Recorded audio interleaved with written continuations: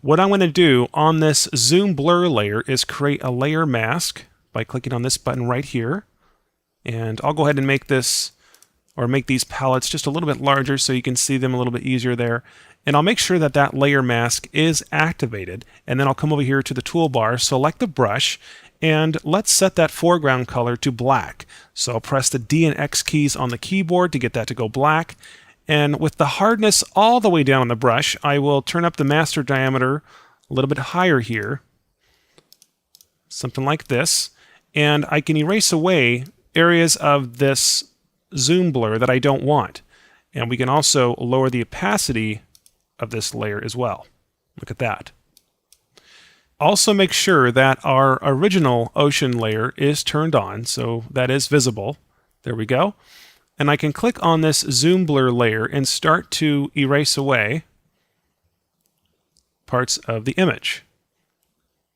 Now, a good practice is to go ahead and click on the thumbnail, activate that on that layer, and then lower the opacity just a touch so we can see the layer below it. And by doing this, we can zoom in a little bit closer and then select the brush, activate that layer mask, lower the brush, and then come in here and erase that blur away, that zoom blur there, and reveal parts of the rocks, just like this. Look at that.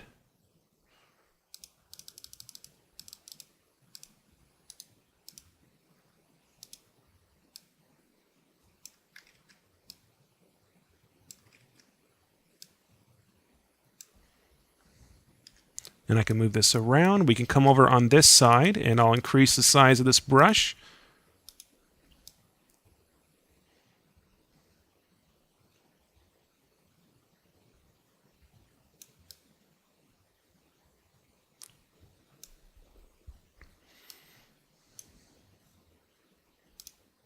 We could see what's over here by making that visible. And I can lower the opacity of this just a little bit more.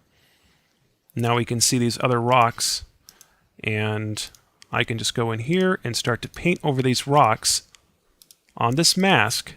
I'll click on that mask one more time to activate it. Because see, the rocks are not moving, it's just the water. So in order for this effect to look right, we have to mask most of the rocks.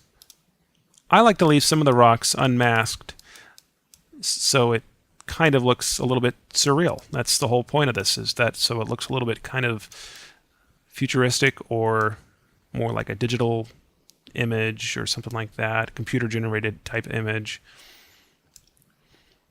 And let's see what we can do here. I can come over here and erase this away.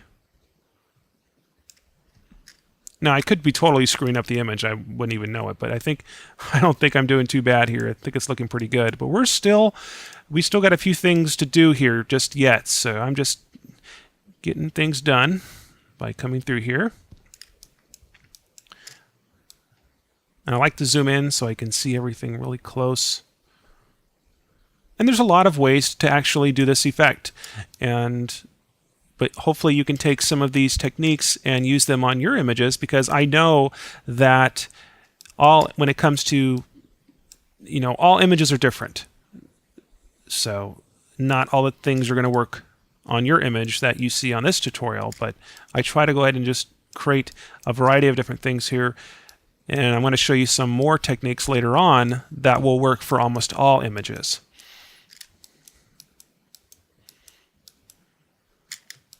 But this looks good.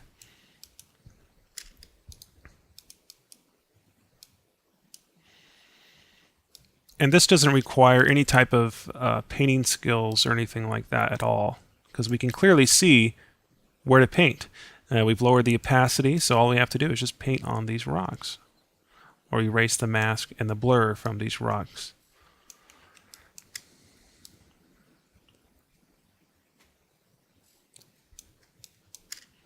And since this is a layer mask, we can always go back and re-add areas that we maybe erased and we didn't want those areas erased. We can always go back and put them right back in. It's really simple to do. All we have to do is paint with white instead of black.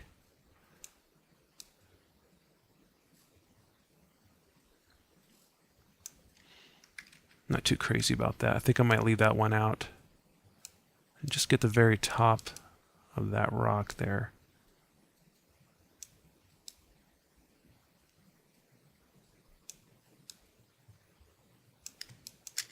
And I'll get the top of this one. This looks like the mist is just rolling over the rocks. Or look, if I just get the top of the rock, then it might look like the rock is in the water, which it is, but we can make it look like the mist is hovering above the water a little bit. You know, whatever. We can just create little things here and do whatever we want. Let me go ahead and just zoom out and take a look at it. Now, obviously, we can see that we do have some lines in the twirl, so it kind of gives it away that we use that filter. And to fix that, there's a lot of things we can do to fix that. We can blur it a little bit by using the Gaussian blur, if you want to, if you're confident with that, because we've worked so hard on the masking. If you add too much blur, then you're going to go ahead and ruin the masking job that we just did. But if I add just a little bit, it should be okay. And then we can adjust the opacity of this layer and turn it down just a touch. But I can go ahead and turn it up as well. But now I'm going to show you how to add some more detail into this photo, or into the mist, into the actual mist. Let's zoom out and look at the whole thing here. Okay, this is looking pretty good. And we can see this is the original that we had before when we started, and this is after. Okay? All right. And I could probably, looks like we have some splashes over there in the background, so I can select this eraser tool, make a layer mask, and erase some of this away in the back there. Okay.